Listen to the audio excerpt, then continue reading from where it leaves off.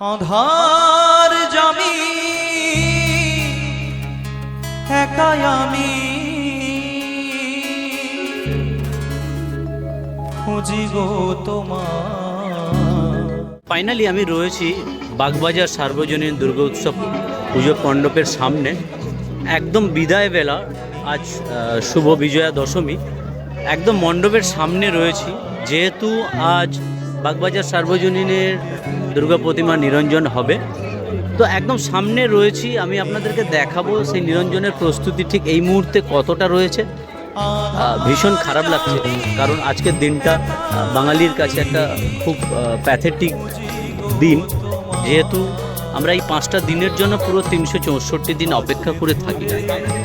তারপরে এই 5টা দিন কেটে যাওয়ার পরে আজ যখন মায়ের বিদায় বেলা, বিসর্জনের সময়, তো সেই সময় এখন বাগবাজারের সার্বজনীন দুর্গোৎসবের ভেতরে কি হচ্ছে বা কি প্রস্তুতি পর্ব, সেটা আপনাদেরকে দেখাবো। চলুন একদম ভেতর থেকে দেখানোর চেষ্টা করব। এই মুহূর্তে যা দেখছি, অলরেডি মাকে নিরঞ্জনের পথে নিয়ে যাওয়া হচ্ছে। মণ্ডপের মায়ের চূড়া থেকে শুরু করে সব কিছু খোলা হয়ে গেছে। দেখতে পাচ্ছি আস্তে আস্তে আস্তে আস্তে করে মাকে সরিয়ে নিয়ে যাওয়া হচ্ছে মণ্ডপ থেকে।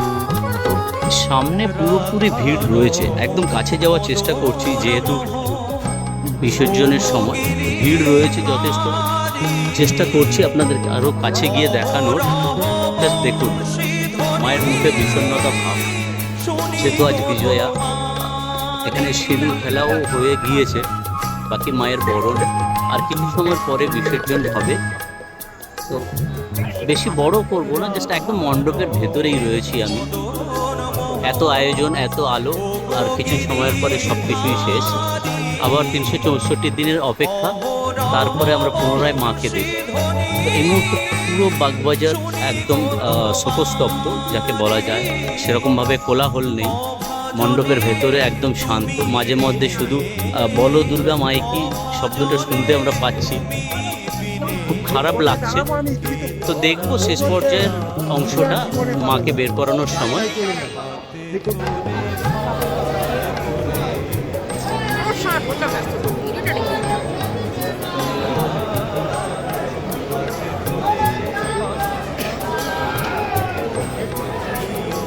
বাগবাজারের মাকে কিন্তু অলরেডি নিরঞ্জনের পথে বের করানো হয়ে গেছে, গাড়িতে তোলা হয়ে গেছে। দেখুন জাস্ট অসাধারণ লাগছে মায়ের মুখটা।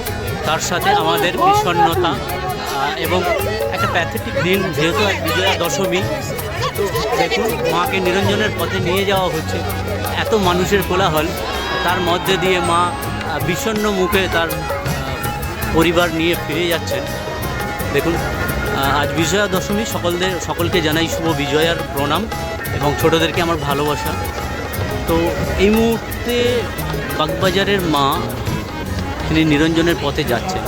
জাস্ট অসাধারণ লাগছে মায়ের মূর্তিটা। একটু জুম করে দেখাই, আরও ভালো লাগছে।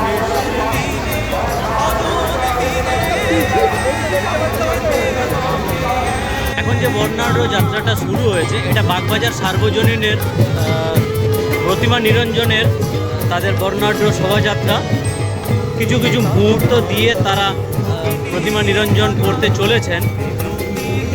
এখন যে ডান্সটা হচ্ছে সেটা হচ্ছে আদিবাসী নৃত্য, এবং সামনে কিছু নৃত্য হচ্ছে, সেটা হচ্ছে মা গৌরীর নৃত্য। এবং বাগবাজারের ভাসানে দেখুন গাড়িটা কত সুন্দর সাজিয়েছে, ভারতের ম্যাপ দিয়ে, মানচিত্র দিয়ে, এবং সামনে বাগবাজার বড় করে লেখা রয়েছে এবং পেছনে প্রতিমা রয়েছে।